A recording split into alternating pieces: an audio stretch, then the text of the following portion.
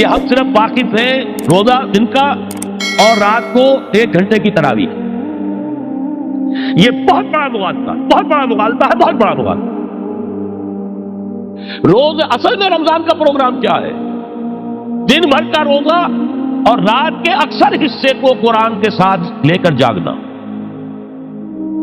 لیکن حکمت خداوندی نے پہلے حصے کو تو فرض کیا ہے، دوسرے کو فرض نہیں کیا، اس کو ترغیب اور تشریف پر چھوڑ دیا. لیکن اس کی جو اہمیت ہے میں چاہتا ہوں کہ پہلے اچھی طرح اس کو سمجھ لیں آپ. دیکھیے پہلی حدیث اس میں ہے ان سلمان الفارسی رضی اللہ تعالی عنہ قال خطبنا رسول اللہ صلی اللہ علیہ وسلم فی آخر یوم من شعبان. حضرت سلمان فارسی سے مروی ہے، انہوں نے فرمایا کہ خطبہ ارشاد فرمایا ہمیں اللہ کے رسول نے صلی اللہ علیہ وسلم شعبان کے آخری دن. فقال، آپ نے ارشاد فرمایا، یہ خطبہ طویل ہے، میں نے صرف شروع کے چند جملے یہاں نقل کیے ہیں. یا ایھا الناس قد اظلکم شہر عظیم، اے لوگوں تم پر ایک بہت عظمتوں والا مہینہ سایہ فگن ہو گیا ہے. دیکھیے سایہ فگن سے وہ انگریزی کا محاورہ آپ کے ذہن میں آنا چاہیے، coming events cast their shadows before. ابھی رمضان شروع نہیں ہوا ہے، شعبان کا آخری دن ہے، تو وہ کمنگ ایونٹ جو ہے رمضان مبارک اس کا سایہ آ گیا ہے تم پر.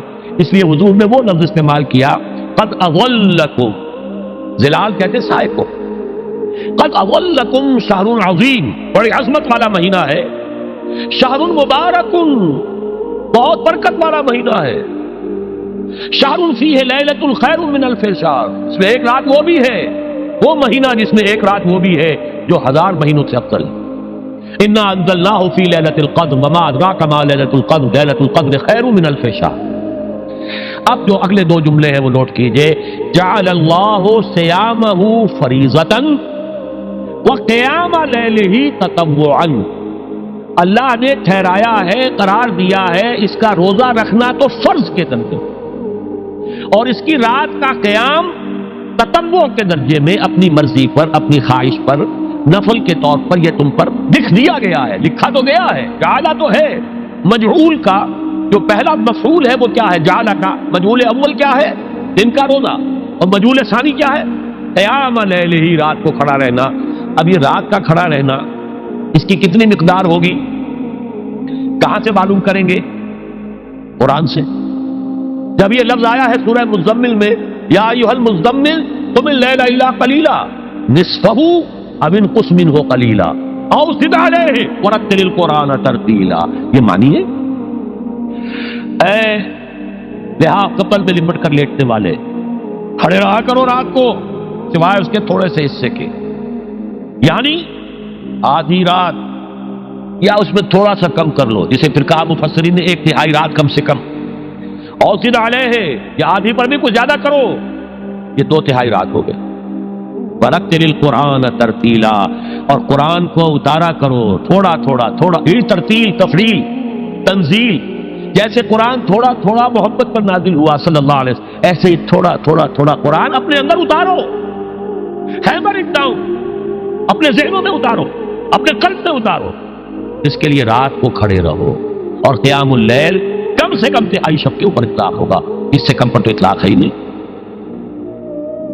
اگلی حدیث پڑھیے، اور یہ ہے جو عام طور پر ہر مسجد میں بھی آج کل خوب یہ گونج رہی ہوگی حدیث بیان ہوتی ہے، اس لیے کہ بخاری اور مسلم دونوں میں موجود ہے، متفق علیہ روایت ہے. اس سے اونچا تو درجہ سند کے اعتبار سے تو حدیث کا کوئی اور درجہ اس سے اونچا ہے نہیں. عن ابی ہریرہ رضی اللہ عنہ قال قال رسول اللہ صلی اللہ علیہ وسلم، حضرت ابو ہریرہ سے روایت ہے، آپ نے فرمایا کہ حضور نے ارشاد فرمایا من صام رمضان ایمانا واحتسابا غفر له ما تقدم من ذنبه، جس نے روزہ رکھا رمضان مبارک کے دوران اللہ پر یقین رکھتے ہوئے اور اس سے اجر و ثواب کے حاصل ہونے کی امید میں، اس کے تمام پچھلے گناہ معاف ہو جاتے ہیں. ومن قام رمضان ایمانا واحتسابا غفر له ما تقدم من ذنبه، اور جو کھڑا رہا رمضان کے دوران، کھڑا رہا ہے جیسے ساما، میں نے شروع میں آپ سے عرض کر دیا تھا یہ مصدر ساما یصوم صوما قام یقوم قیاما. ومن قام رمضان، جو کھڑا رہا رمضان کے دوران، پورے رمضان کے دوران کھڑا رہا، ایمان و احتسابا کی شرط پھر وہی ہے غفر له ما تقدم من ذنبه، وہی اجر اس کا بھی ہے.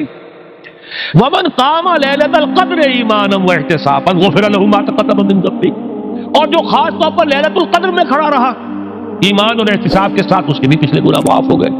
اب یہ قامہ اور سامہ جیسے آ رہا ہے ایک دوسرے کے ساتھ پیرلل ہو کر، اس کو نوٹ کر، من سامہ رمضان من قام رمضان، کیا یہ 1 گھنٹے کی تراویح جو ہے اس پر پوری اترتی ہے؟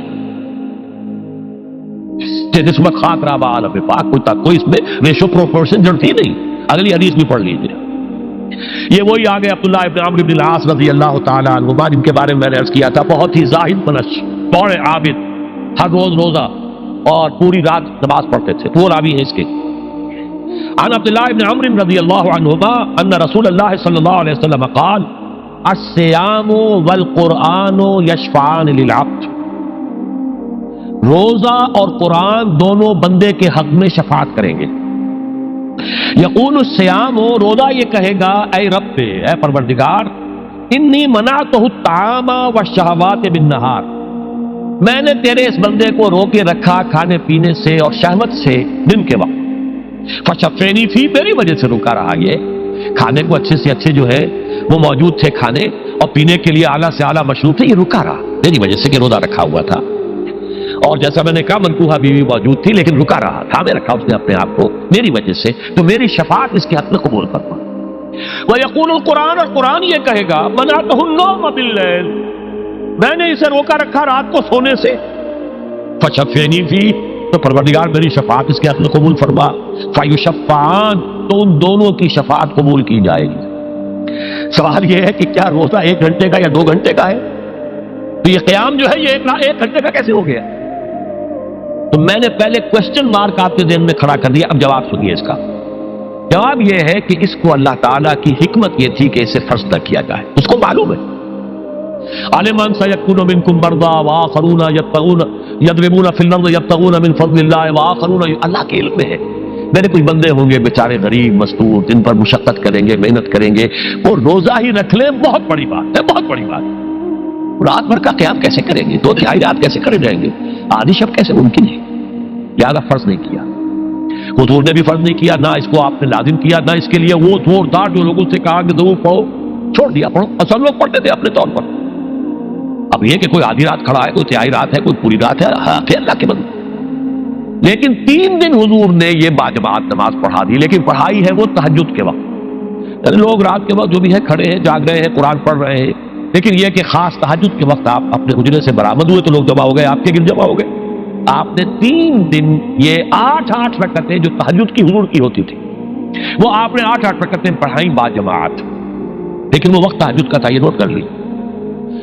4تھے دن بھی صحابہ منتظر رہے، جب حضور برآمد ہوں گے تشریف لائیں گے، نہیں آ رہے حضور، تو کچھ کھگار بھی رہے ہیں، کہیں پتہ نہیں حضور کہیں اونگ نہ آ گئی ہو تو ہماری آوازوں سے جاگ جائیں، کبھی نہیں آئے حضور۔ اگلے روز آپ نے فرمایا کہ میں جان بوجھ کر نہیں آیا، میں اگر یہ متواتر تمہیں پڑھاؤں گا تو یہ تم پر فرض ہو جائے گی۔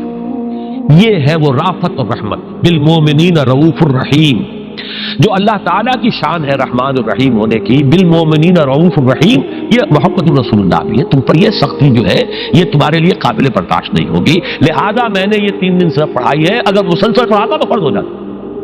یہاں تک تو ہے حکمت نبوی کا معاملہ، اب آیا حکمت صحابی یا حکمت خلیفہ راشد۔ یہی معاملہ رہا حضور کی حیات طیبہ کے دوران، یہی حضرت ابوبکر رضی اللہ تعالیٰ عنہ کی خلافت کے دوران، یہی حضرت عمر کا بھی ابتدائی دور، لیکن دور خلافت عمر فاروق کے دوران یہ واقعہ آیا کہ حضرت عمر داخل ہوئے مسجد میں، دیکھا رات کے وقت، ابھی کوئی باجماعت تراویح کا کوئی انتظام نہیں تھا، آپ نے دیکھا کچھ لوگ مسجد کے اس کونے میں کھڑے ہیں، ایک حافظ ہے، صحابہ تو حافظ نہیں ہوتے تھے نا، تو کوئی حافظ ادھر، انہوں نے 5 6 7 8 آدمیوں نے کسی حافظ سے وہ گزارش کی، وہ انہیں قرآن سنا رہا ہے، وہ کھڑے سن رہے، کوئی دوسرے کونے میں ایک دم کٹا ہے، کوئی تیسری طرف ہے، کہیں ہے، تولیوں کے اندر لوگ جو ہے وہ قیام اللیل کا حق ادا کر رہے ہیں۔ آپ نے فرمایا کیا ہی بہتر ہو کہ یہ سب جمع ہو جائیں کہ امام کے پیچھے، اور پھر یہ کہ اسے عشاء کے ساتھ متصل رکھ دیں، تاکہ جس کو کہتے ہیں عربی میں ما لا یترک کلہ لا یترک کل، اگر کوئی شے کل کی کل حاصل نہیں ہو سکتی تو کوئی شخص بھی مسلمان بالکل محروم نہ رہ جائے، کم سے کم یہ 20 رکعت تراویح تو پڑھے اور قرآن سن لے، تاکہ کسی نہ کسی درجے میں تو اس کا بھی حصہ ہو جائے اس کی برکات میں سے۔ یہ ہے حکمت حضرت عمر فاروق کے فیصلے کی۔ اور چونکہ حضور نے فرمایا علیکم بسنتی و سنت الخلفاء الراشدین المہدیین، تم پر لازم ہے کہ میری سنت کو اور میرے خلفاء راشدین کی سنت کو مضبوطی سے پکڑو. یہ وجہ ہے کہ فقہاء اربعہ جو ہیں ہمارے، وہ سب کے سب اس کو واجب کے درجے میں رکھتے ہیں، اس لیے کہ یہ فیصلہ حضرت عمر کا، عمر خلیفہ راشد ہیں رضی اللہ تعالی عنہ. لہذا یہ نظام بن گیا تراویح کا. اب میں اس کی نفی نہیں کر رہا، لیکن جو شخص سمجھتا ہے کہ اس سے اصل حکمت اور غرض و غایت پوری ہو گئی، وہ مغالطے میں مبتلا. یہ تو علی الاقل کم سے کم اس درجے میں کہ ہر مسلمان کم سے کم اس درجے تک تو جو ہے وہ کچھ نہ کچھ حاصل کر ہی لے، اور وہ اس سے محروم نہ ہو بالکل ہی. ما لا یدرک کلہ لا یدرک کلہ، اس درجے میں حضرت عمر کا فیصلہ ہے، اور اسی کی وجہ سے ہمارے خلفاء، ہمارے جو ائمہ اربعہ انہوں نے قبول کیا ہے. اور یہی اس مسئلے کا حل ہو جائے گا. جو اہل حدیث حضرات اس کے اوپر جو ہے چیلنج بھی شائع کرتے ہیں، کوئی ثابت کر دے حضور سے 20 رکعتیں تو ہم اتنے لاکھ، ہم بھی کہتے ہیں کہ حضور سے ثابت نہیں ہے. کون کہتا دعویٰ ہی نہیں؟ یہ تو حضرت عمر کا فیصلہ ہے. حضرت عمر کا فیصلہ، خلیفہ راشد کا فیصلہ، اس کو امت نے قبول کیا ہے، لہذا وہ نظام ہے، رہے گا. اور یہی جو ہے آپ کو معلوم ہے، حالانکہ یہاں اکثریت جو ہے وہاں پر وہ اہل حدیث حضرات کی ہے سعودی عرب میں، حرمین میں وہی 20 رکعت تراویح ہوتی ہے. اس لیے کہ وہ ان کا جو آفیشل مسلک ہے وہ مسلک حنبلی، حنفی نہیں ہے. وہ حنبلی مسلک میں بھی یہی ہے، شافعی میں بھی یہی ہے، مالکی میں تو 36 تک کی روایتیں موجود ہیں، 36 رکعت. لیکن یہ ہے کہ یہ ہے وہ 20 رکعت تراویح کا معاملہ. اس کی نفی میری بات سے نہ سمجھ لیجیے گا، وہ ٹھیک ہے، حضرت عمر کا فیصلہ ہے. پھر یہ کہ یہ آسان ترین ہے کہ عشاء کے ساتھ ہی متصل پڑھ لی. اور آج تو ہماری نیند کا کوئی حصہ اس میں جاتا ہی نہیں، کون سوتا ہے اس سے پہلے سوال پیدا نہیں ہوتا. لیکن یہ جو کہہ رہے ہیں کہ قرآن کہے گا میں نے اسے نیند سے روکے رکھا، اس کا حق کہاں ادا ہوا؟ اس کا حق تو ادا ہوگا کہ تہائی ورنہ نصف شب کے لگ بھگ آپ جاگے قرآن کے ساتھ. اب سمجھیے اس کی غرض و غایت کیا ہے. اگر قرآن رمضان کا یہ دوگنا پروگرام سامنے آ گیا، اصلاً جو مطلوب ہے دن بھر کا روزہ اور رات کے اکثر حصے کا کم سے کم نصف شب جو ہے اس میں جاگنا قرآن کے ساتھ. اب اس کی جو حکمت اور غرض و غایت ہے وہ بھی اب آپ 2 درجوں میں سمجھ. رمضان کا اب 2 اچھا پروگرام، دن میں روزہ رکھو، اس روح کو مزمحل کرو. اس روح کو مزمحل کرو گے، اس لیے جسم کو مزمحل کرو گے، حیوانی وجود کو، تو ہی اس روح کو کچھ ریلیز ملے گا. بھاری بوجھ کسی کے قدموں میں پڑا ہوا ہے، وہ کیسے اوپر اٹھے گا؟ ذرا اس کے نیچے جو وزن ہے، لنگر بھاری ہے، جہاز کا کیسے چلے گا؟ لنگر تو اٹھاؤ. تو اس طریقے سے وہ ذرا بوجھ سے اس کو تھوڑا سا ریلیز دو، رات کو کھڑے ہو جاؤ. اب اپنی روح پر نازل کرو اللہ کے کلام. تیرے ضمیر پہ جب تک نہ ہو نزول کتاب، گرا کشا ہے نہ راضی نہ صاحب کشاف. اب یہ فوار پڑ رہی ہے تمہارے اوپر، تمہارے اندر اس کو جذب ہونا چاہیے. اس سے کیا ہوگا؟ روح کو تقویت حاصل ہوگی. اس کو مثال سے پہلے سمجھا دو. کوئی شخص پیاس سے مر رہا تھا، اس درجہ پیاسا تھا کہ اس کے اوپر بے ہوشی بھی طاری ہو گئی ہے. کوئی شخص آیا، اس نے پہلے اس کو پانی کے چھینٹے دیے، کچھ ہوش میں آیا. اب اسے پانی کا کوئی کٹورا لگا دیا اس کے منہ سے. پانی کے ایک گھونٹ کی جو لذت اسے اس وقت محسوس ہوگی، کیا کبھی زندگی میں کسی کو محسوس ہو سکتی؟ یہ پانی کتنی بڑی قیمت ہے، قیمتی شے ہے. یہ تو اسی سے پوچھئے جسے شخص پیاس لگی تھی اور پیاس کی وجہ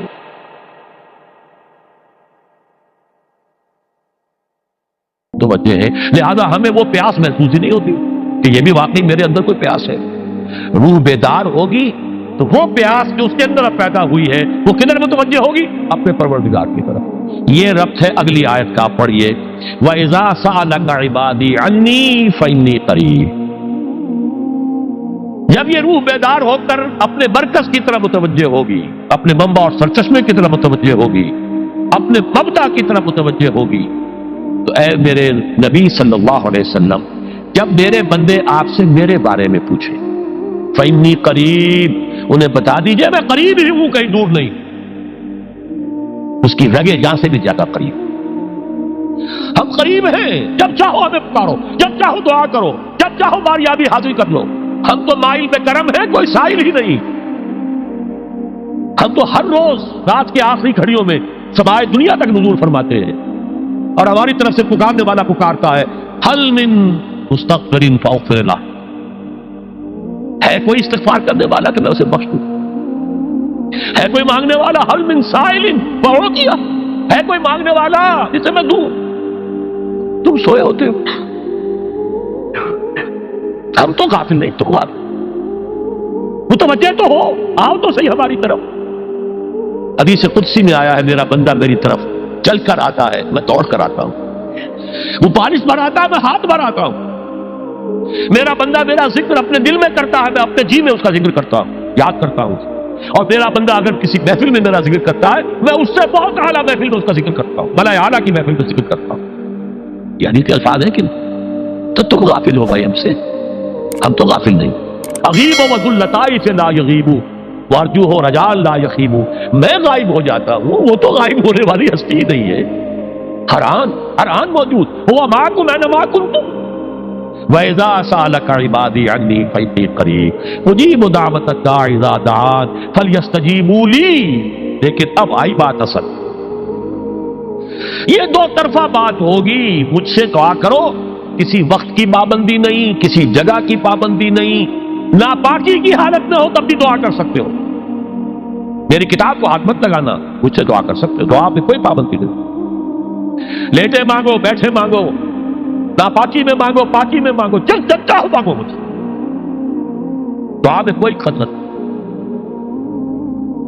اور جہاں پکارو گے there and then I will listen to you and I will grant your prayers۔ اجیبو جو ہے، اجیبو دونوں مان، جواب دینا اور قبول کرنا، اجابت استجابت دونوں کا ایک ہی مفہوم ہے، جواب دینا اور قبول کرنا۔ اجیبو دعوت الداعی اذا دعان، میں تو ہر پکارنے والے کی پکار کو سنتا ہوں، قبول کرتا ہوں جب بھی وہ مجھے پکارتا ہے، لیکن فَلْيَسْتَجِيبُوا لِي، میرا بھی تو کہنا مانو، چاہیے کہ یہ بھی میرا کہنا مانے، مجھ سے محبت کریں، مجھ سے لو لگائیں، میرے دین کے لیے اپنے آپ کو وقف کریں۔ ان صلاتی و نسکی و محیایا و مماتی للہ رب العالمین، میرے باغیوں کے خلاف بغاوت کریں، میرے دین کا جھنڈا اونچا کریں، یہ سارے احکام ہے کہ یہ قرآن میں۔ قاتلوہم، جیسا کہ میں نے آپ کو بتایا اگلے ہی رکوع میں قتال کا حکم آ رہا ہے، اب وہ گھوڑوں کو روزہ رکھواتے تھے، بتا دیا یہ روزہ تمہیں کس لیے رکھوایا جا رہا ہے، اگلے ہی رکوع کے اندر حکم ہے، قاتلوا فی سبیل اللہ الذین یقاتلونکم وقاتلوہم حتی لا تکون فتنۃ ویکون الدین للہ، اللہ کے لیے دین ہو جائے، پورا کا پورا نظام اللہ کے تابع آ جائے، اس کے لیے پہلے دعوت دو، محنت کرو، جد و جہد کرو، اس دعوت کے نتیجے میں جمعیت فراہم کرو، جب جمعیت اتنی ہو جائے کہ پھر اس باطل نظام کے خلاف بغاوت کر سکو تو کرو بغاوت، اگر باطل نظام کے خلاف بغاوت نہیں کرتے ہو تو پھر ہم سے بغاوت ہے تمہاری، پہلے ذہنی بغاوت ہے، آپ ڈس اون کیجئے ذہنی اعتبار سے، نفسیاتی اعتبار سے، میں اس نظام کو نہیں اون کرتا، ریکنسائل نہ کیجئے اس کے ساتھ، کوئی تعاون نہ کیجئے اس کے ساتھ، کوئی چاچری اور ملازمت نہ کیجئے اس کی، تن من دھن لگائیے اس نظام کو بدلنے کے لیے، چاہے ابھی وہ دعوت کے مرحلے میں ہے، لوگوں کو تیار کیا جا رہا ہے، تربیت دی جا رہی ہے، تزکیہ کیا جا رہا ہے، لیکن ہدف کیا ہے؟ تاکہ اللہ کا دین غالب۔ فَلْيَسْتَجِيبُوا لِي، میرا بھی تو کہنا سنے اور مانے، میں جہاد کا حکم دیتا ہوں تو جہاد کریں، میں اقامت دین کا حکم دیتا ہوں اقیم الدین تو اس کے لیے کھڑے ہو جائیں، میں قتال کا حکم دوں تو قتال کریں۔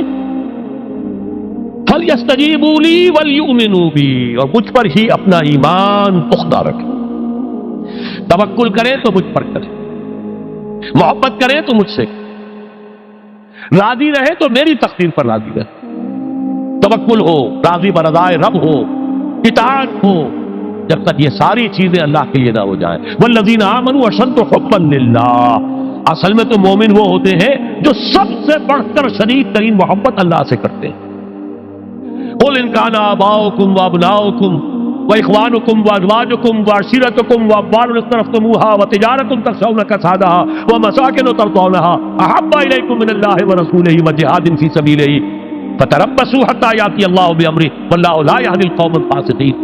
اے نبی ان سے کہہ دیجئے اگر تمہیں اپنے باپ، اپنے بیٹے، اپنے بھائی، اپنے اسپاؤسز، بیوی کے لیے شوہر، شوہر کے لیے بیوی، اور رشتے دار، اور تمہارے وہ مال جو تم نے بڑی محنت سے جمع کیے ہیں، تمہارے وہ کاروبار جن کا تمہیں اندیشہ ہوتا ہے کہ کساد بازاری نہ ہو جائے، کہیں پر جو ہے ریسیشن نہ آ جائے، اور تمہارے وہ مکان اور محلات جو تم نے بنائے ہیں، اگر یہ 8 چیزیں محبوب تر ہیں اللہ سے اور اس کے رسول سے اور اس کی راہ میں جنگ کرنے سے، جہاد سے، تو جاؤ دفعہ ہو جاؤ، بیٹھو وہاں، یہاں تک کہ ہم اپنا فیصلہ سنا دے، اور اللہ ایسے فاسقوں کو، ایسے ناہنجاروں کو ہدایت نہیں دیتا۔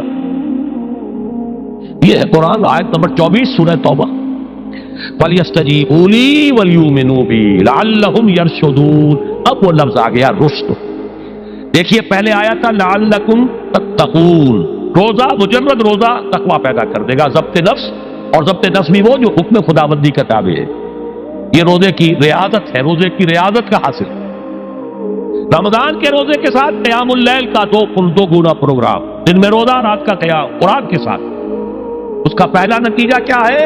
لعلکم تشکرون، تاکہ قرآن کی عظمت منکشف ہو جائے، قرآن کی قدر و قیمت سے تم آگاہ ہو جاؤ، تمہیں معلوم ہو جائے کتنی بڑی دولت ہے جو اللہ نے دی ہے۔ اور آخری بات یہ، جب تمہاری روح بیدار ہو جائے گی، اپنے مالک کے ساتھ ہم کلام ہوگی، اسی کا نام دعا ہے۔ دعا ہے جس کے بارے میں حضور نے فرمایا الدعاء اخ العبادہ، یہ عبادت کا جوہر ہے۔ الدعاء هو العبادہ، دعا ہی تو اصل عبادت ہے۔ یہ دعا ہی تو ہمیں میسر نہیں ہے، 17 رکعتیں پڑھنی ہیں ہم نے عشاء کی، لیکن اللہ کے ساتھ کوئی لوگ نہیں لگی، ادھر کی ادھر کی سوچیں آ رہی ہیں۔ 17 رکعتیں پڑھی ہو یا 7 پڑھی ہو 10 پڑھی ہو، آپ کو اجر ملے گا، لیکن آپ کو دعا نصیب نہیں ہوئی۔ دعا کب ہوتی ہے؟ بقول اقبال، یہ جو میرے اندر ہے فائنائٹ ایگو، انائے صغیر، انا میں، یہ چھوٹی سی انا ہے، اس انائے کبیر، اس انائے کبیر کے لیے سب سے بڑی جو مظہر آیت ہے قرآن مجید میں وہ سورہ طٰہٰ، اننی انا اللہ لا الہ الا انا، میں ہوں وہ اللہ جس کے سوا کوئی نہ، اننی انا اللہ لا الہ الا انا، یہ ہے فاعبدنی واقم الصلاۃ علی ذکری، یہ انائے کبیر ہے، انفائنائٹ ایگو، اللہ انا اللہ، بگ انا، اور یہ چھوٹی سی انا ہے، انا میں۔ جب یہ انائے صغیر انائے کبیر کے روبرو آتی ہے، ہم کلام ہو، یہ ہے دعا۔ اگر یہ جاگی ہی نہیں، بیدار ہوئی نہیں، ہم کلام ہوئی نہیں، وہ دعا تو حاصل نہیں ہوئی، مخ عبادت جو ہے، جوہر عبادت میں حاصل نہیں ہوا۔ ہاں ایک شکل ہے عبادت کی، مراسم عبودیت ہے، یہ اشکال ہے، رہ گئی رسم ادا روح بلالی نہ رہی، فلسفہ رہ گیا تلقین غزالی نہ رہی، ایک شکل ہے، تم نے کر لی، اجر ملے گا، آخر وقت نکالا ہے، آپ اللہ کے سامنے کھڑے ہوئے ہیں، اجر سے محنت کا جو اجرت وہ دے گا لازم اس پر بھی دے گا، لیکن حقیقت صلاۃ کوئی اور شے۔ اسی لیے کہا محمد رسول اللہ صلی اللہ علیہ وسلم الصلاۃ معراج المومنین، اہل ایمان کے لیے یہ معراج کے درجے کی شے ہے۔ معراج میں مکالمہ ہوا تھا، التحیات للہ والصلوات والطیبات، یہ حضور نے فرمایا، السلام علیکہ ایھا النبی ورحمۃ اللہ وبرکاتہ، کس نے کہا؟ اللہ نے فرمایا، السلام علینا وعلی عباد اللہ الصالحین، حضور نے فرمایا اس سلامتی میں تمام اللہ کے نیک بندوں کو شامل کر رہا ہوں، سلامتی مجھ پر بھی ہو اور تمام اللہ کے نیک۔ یہ مکالمہ ہے، مخاطبہ ہے۔ جب تک یہ مکالمے اور مخاطبے کی شکل نہیں، اگر وہ انائے صغیر جاگی ہی نہیں، سوئی ہوئی ہے، بے ہوش ہے، پڑی ہوئی ہے، سسک رہی ہے یا مر چکی ہے، روح مر بھی جاتی، جسم زندہ ہے، روح مر، جسم جان کے ساتھ زندہ ہے، حیوان انسان زندہ ہے، انسان مر چکا، اس لیے قرآن کہتا ہے نبی یہ مردہ ہے، اموات غیر احیاء، یہ نہیں سنتے ہیں، یہ آپ کو سمجھتے ہیں آپ یہ بڑے غور سے سن رہے ہیں، نہیں سن رہے ہیں، یہ تو مردہ ہے، روحانی طور پر مردہ ہے، ان کی روح مر چکی ہے، یہ تو حیوان رہ گیا زندہ صرف، یہ چلتے پھرتے مقبرے ہیں، یہ چلتے پھرتے تعزیے ہیں، اس کے سوا کچھ نہیں۔ یہ ابو جہل کون ہے اور ابو لہب کون ہے؟ یہ حیوان ابو جہل ہے اور حیوان ابو لہب ہے۔ ظاہر بات ہے کہ آنکھ تو کتے کی بھی ہے اور بلی کی بھی ہے، اور کان کتے کے بھی ہے، بلی کے بھی ہے، کتا بھی دیکھ کر گاڑی آ رہی ہے تو اپنے آپ کو بچاتا ہے، تم نے بچا لیا تو کون سا بڑا کمال کیا۔ وہ اندر کا انسان مر چکا ہے، یہ انسان اندر کا روحانی وجود یا مر چکا یا سسک رہا ہے یا دبا ہوا ہے، بے ہوش ہے، یہ بیدار ہو اور ہم کلام ہو۔ افلاک سے آتا ہے نالوں کا جواب آخر، کرتے ہیں خطاب آخر، اٹھتے ہیں حجاب آخر، آتا ہے اللہ جواب دیتا ہے، اجیب دعوت الداعی اذا دعان، روحانی کان کھلے ہو تو تم جواب سنو گے، ان کانوں سے نہیں۔ وہی جب محمد پر آئی تھی ان کانوں سے نہیں آئی تھی، وہ دل پر اتری تھی براہ راست، فإنہ نزلہ علی قلبک، ان کانوں کا ان آنکھوں کا سوال نہیں ہے، وہ دل پر براہ روح محمدی پر یہ روح، اسی لیے وہی کو بھی روح کہا گیا ہے، لانے والا بھی روح، اور روح الامین جس پر لایا گیا وہ بھی روح محمدی، جس کا مسکن ہے قلب محمدی، اور جو لائی گئی وہ بھی روح ہے۔ وَكَذَلِكَ أَوْحَيْنَا إِلَيْكَ رُوحًا مِّنْ أَمْرِنَا، یہ قرآن ہم نے نازل کیا، ایک روح ہے اے محمد جو آپ پر نازل کی۔ مَا كُنْتَ تَدْرِي مَا الْكِتَابُ وَلَا الْإِيمَانُ، اس سے پہلے تو آپ کو کچھ پتہ نہیں تھا کتاب کیا، شریعت کیا، ایمان کیا، وَلَٰكِنْ جَعَلْنَاهُ نُورًا، ہم نے اس قرآن کو نور بنا کر آپ پر اتارا ہے۔ یہ ہے، اس کے لیے ہے اصل رشد۔ اب آخری لفظ آیا رشد۔